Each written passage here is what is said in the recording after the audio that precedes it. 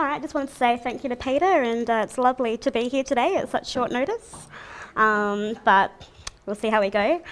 Okay, just tell you a little bit about myself and the situations that I've been in quite recently.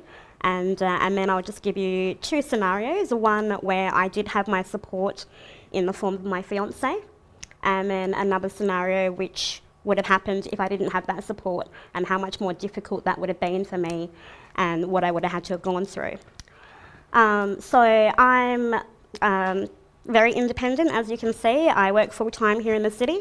I live in the city. But quite a few years ago, we were living in Darwin when Tropical Cyclone Carlos hit. And at that point in time, we were living on the 6th floor of an apartment building when the power went out for 4 days.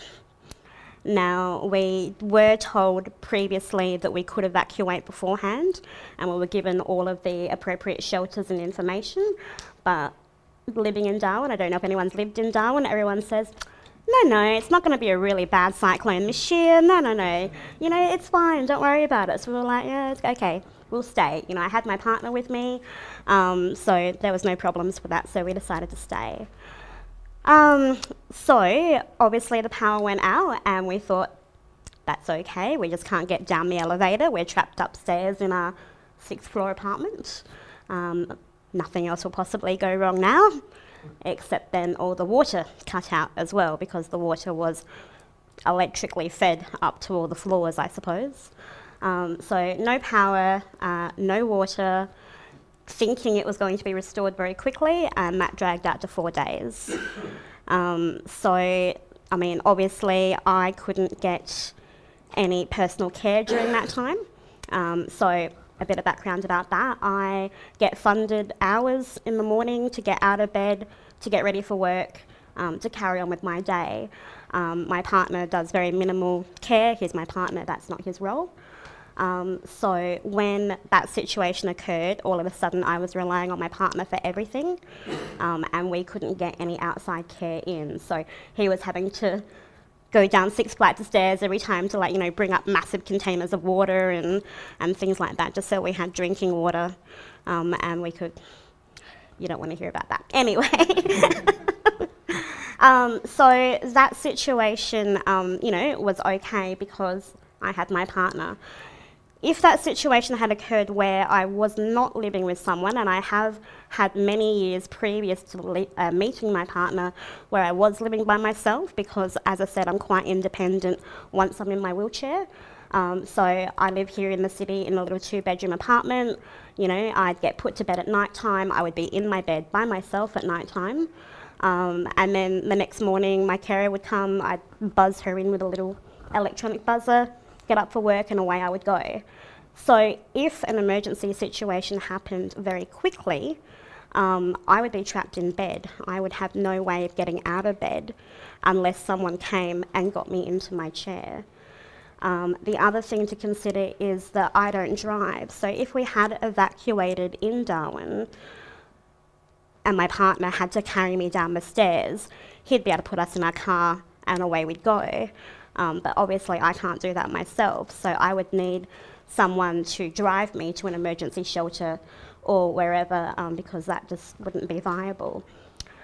I guess the other thing to consider for me as well is my wheelchair. My wheelchair is essentially my legs, my life, my only way of getting around. So if this did have to be left behind, obviously my life is more important than my wheelchair, and I completely understand that. But this costs $15,000, and the waiting list to get a new wheelchair is generally at least 1 year. So if something did happen to my wheelchair, then, you know, I would be a little bit stuck.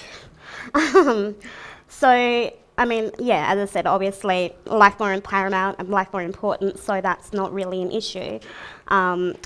But yeah, just something to consider. I guess the other thing to consider though is if anyone does need to move a wheelchair and take it somewhere else in an emergency situation, they are quite heavy.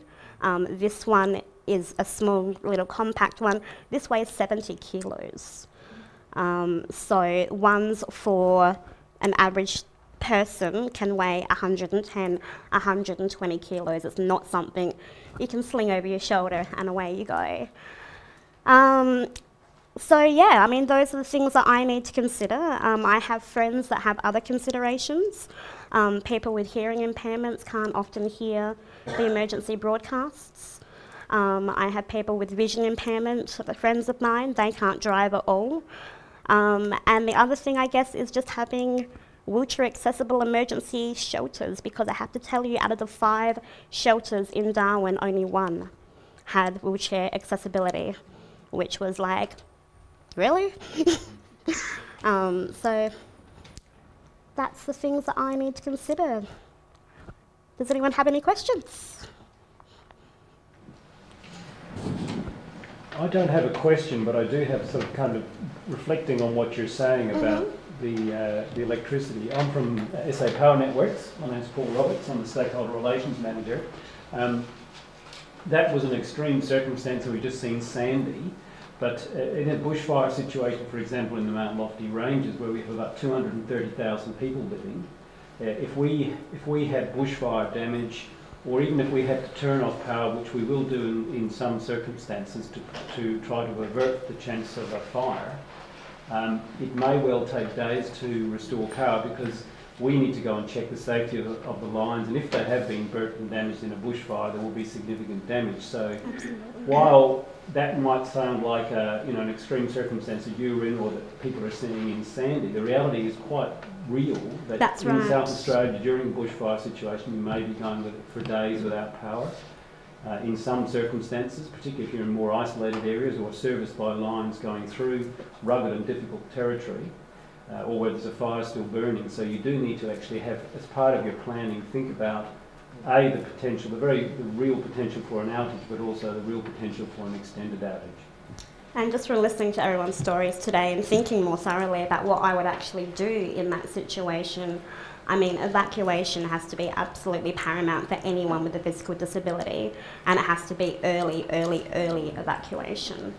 That's just not even an option. So if we were ever stuck in that situation again, knowing what we know now and knowing that things could get worse very quickly, leaving early and not having to rely so much on emergency services would be definitely the way to go. Okay. So I was wondering, with regards to power, so apart from, do you have a battery backup for your wheelchair? The power for this wheelchair, if on a general day when I'm going to and from work, will last probably a day and a half, approximately 20 kilometres. 10 kilometres. But after that, no, there's no backup. I mean, the actual battery is a motorcycle battery, so we don't have spare batteries lying around, unfortunately. So yeah, and I have other equipment. I mean, obviously, I'm lucky that my fiancé is a great big 6'3" hulking man that can pick me up and throw me around.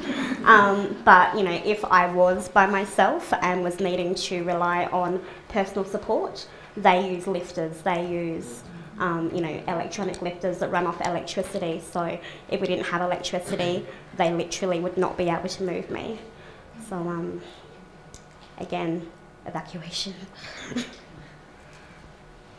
It's just out of interest Yes. to talk about evacuation, because we are in a very high prone area. My daughter has to do multiple disabilities and is in a wheelchair full time.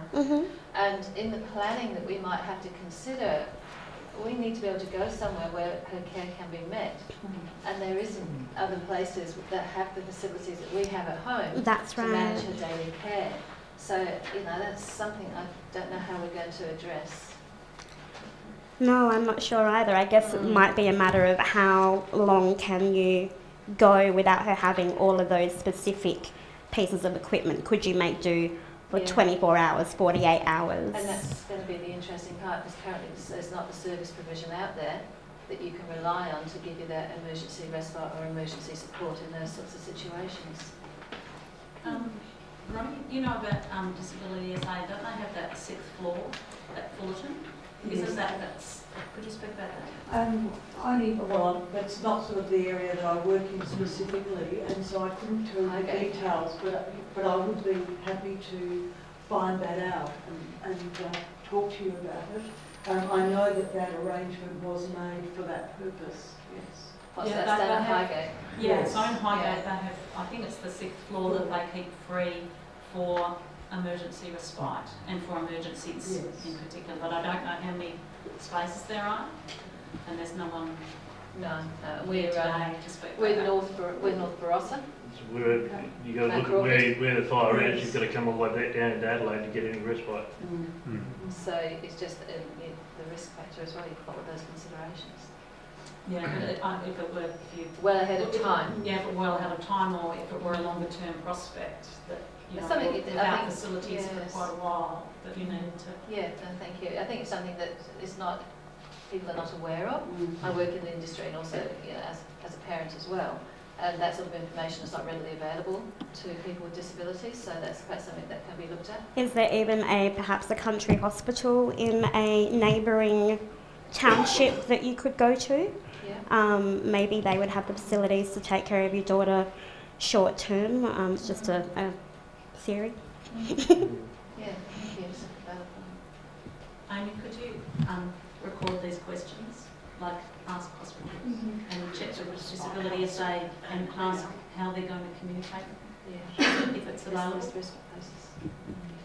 Can I ask, it got raised about recovery centres.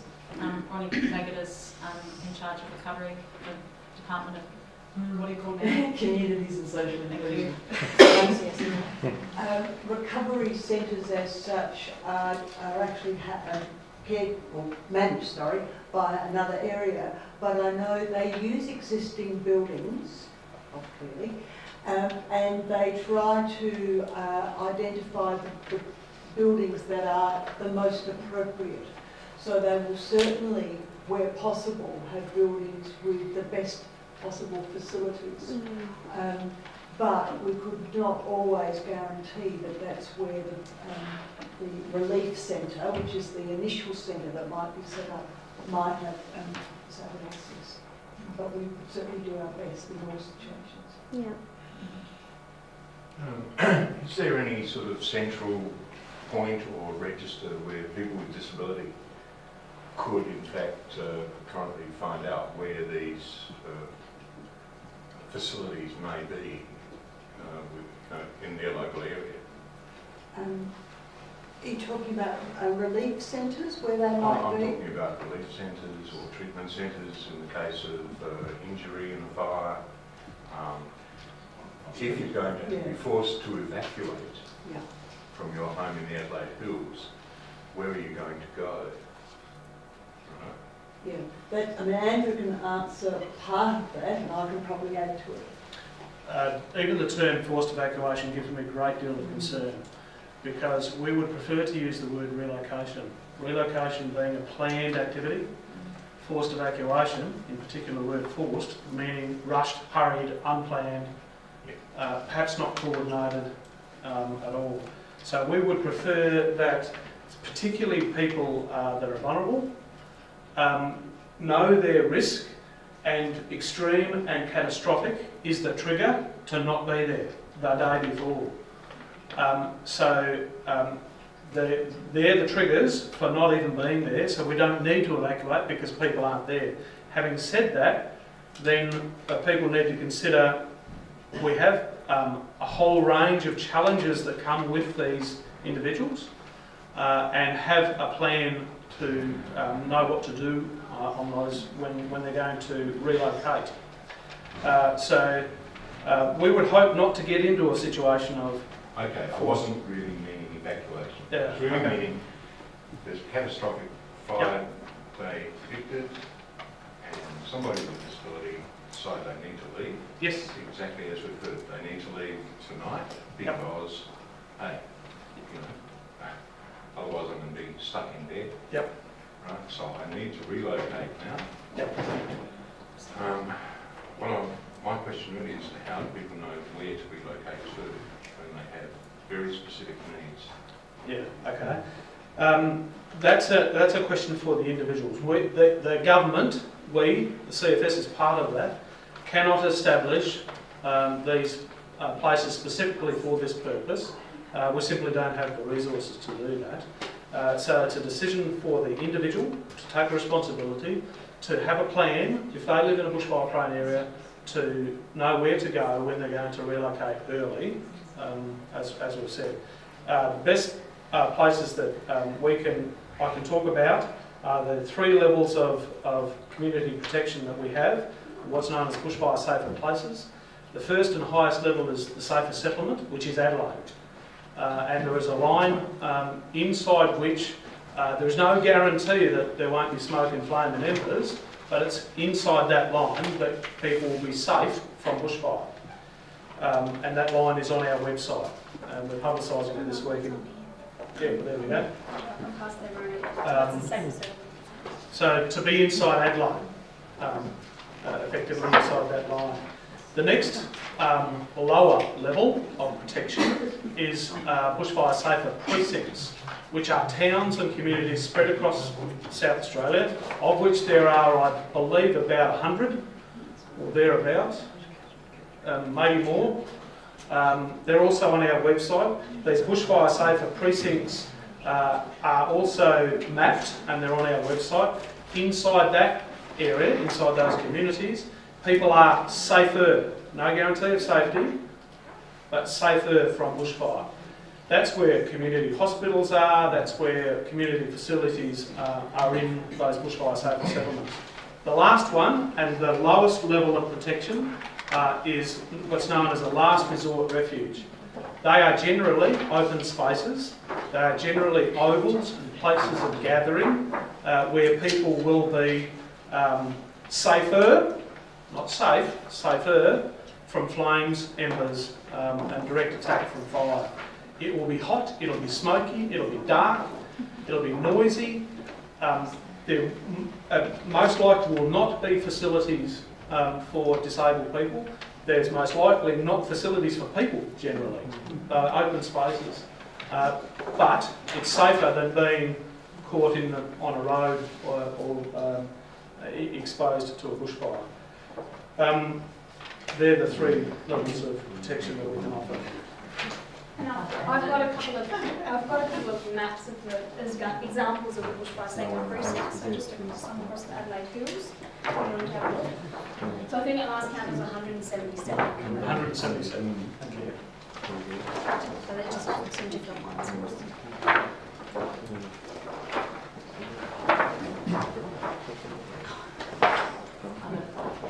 Play after the discussion.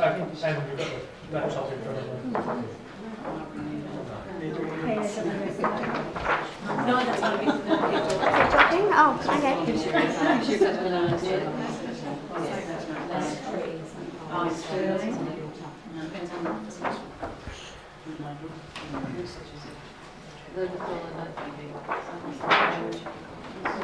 Does anyone have any specific, more detailed questions about the safer places? Are they available on the CFS website? Yes. And you can also, now it has a search function, so you can actually put your address in and it will tell you which side of the line you're in on. And while I'm talking, I might as well keep going. Around about 2:30 each afternoon during the fire danger season, and we're about to start this arrangement for this fire danger season, the Weather Bureau ring us and advise us in quite some detail about what the forecast weather conditions are going to be for tomorrow.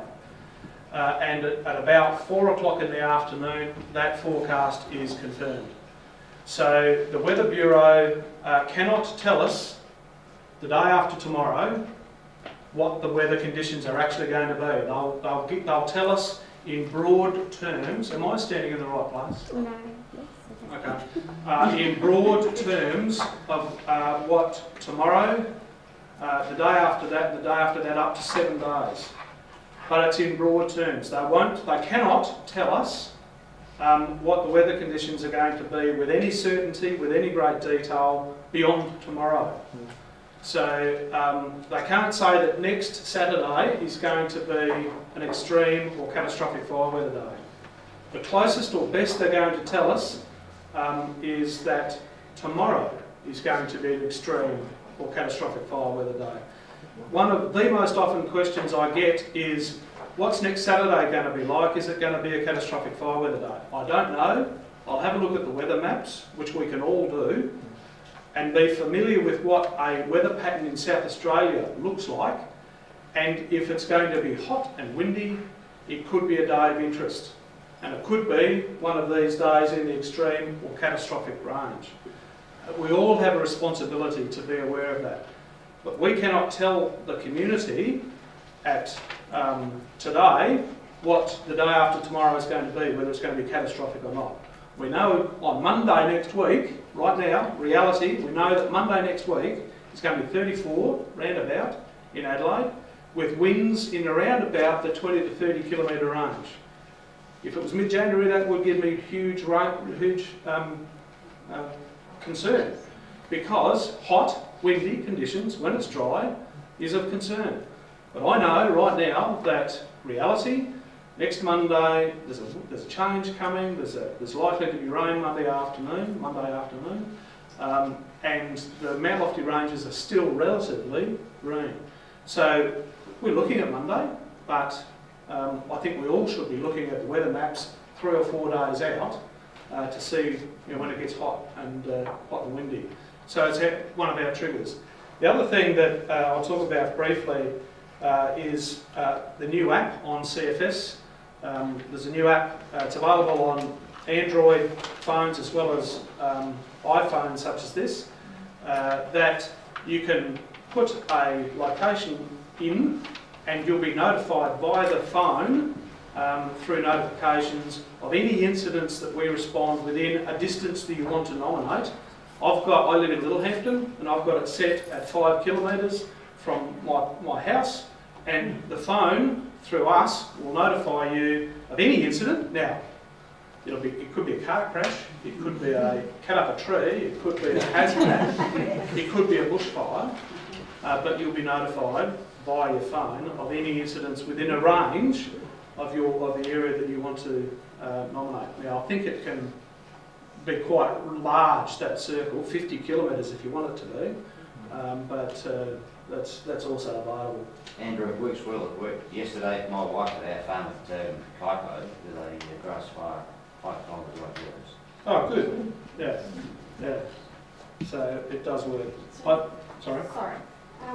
So your recommendation would be during that fire danger season is to encourage individuals to check the CFS website at 4 PM the day before with regards to the... Absolutely. For the following day. Correct. Yeah, and every day, right now even, although the fire danger season hasn't started in all districts, it started in 2 of our districts and some of them started today. Right, every day we issue a fire danger rating, one of those for each district. So know your district, know which district you live in, and know what the fire danger is for your district. You can see that on our website, it's on our smartphone app, and you can subscribe to an RSS feed for those that know what an RSS feed is, and a whole range of other ways of finding out the fire danger rating for your area. I found it really, for my sins, I get every post that occurs on our Facebook site. Somebody made me an administrator of our Facebook site, and sometimes I absolutely hate it because we get hundreds and hundreds and hundreds of posts on our website, on our Facebook site, which is good. Sometimes it's a challenge. But I keep it because then I get a sense of what people are saying. I get a sense of what people are asking. And I'm not belittling this person at all, but there was a question on our website a little while back, on our Facebook site. I noticed there's a fire ban in the northwest pastoral. I live in Mount Gambier. Is that in the northwest pastoral? And my immediate reaction is, how could somebody who's living in Mount Gambier ever think that they lived in the northwest pastoral? But this person lived northwest of Mount Gambier. and she lives in a pastoral area. She thought she was in the northwest pastoral. So we've got to make it really, really simple for people to understand where they are, what their risk is, and to be able to prepare themselves for that risk. I've spoken long enough. I don't really have much more to say, guys. But there was a question in front of you. Oh, sorry.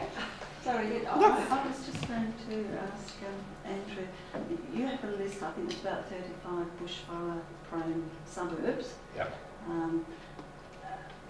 I guess when I looked at it, I'm with domiciliary care, and we have quite a number of suburbs in the far south and north that are on the list. But looking at my southern list, which is long enough, but there are quite a number of suburbs I was surprised didn't appear on it. There were ones like Happy Valley and Aberfoyle Park, parts of Flagstaff Hill. Coromandel Valley was on there.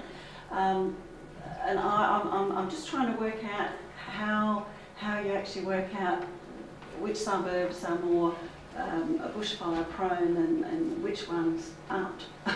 The designation of bushfire prone area is by district council, so I'd be very surprised if Happy Valley, for example, is not listed as a bushfire prone area. Certainly not on the list that we can. I think we need to look at that. They're high, 35 high bushfires, so they're the extreme suburbs. Yeah, well that's the 30, yeah, and there are certainly 35 on our list, but those, I was just surprised because they're so treed and there's so many windy roads and cul-de-sacs and all sorts of things. For example, Tatiara District Council is not listed as a high bushfire prone area, but it is listed as a bushfire prone area. Right. So it's still bushfire prone.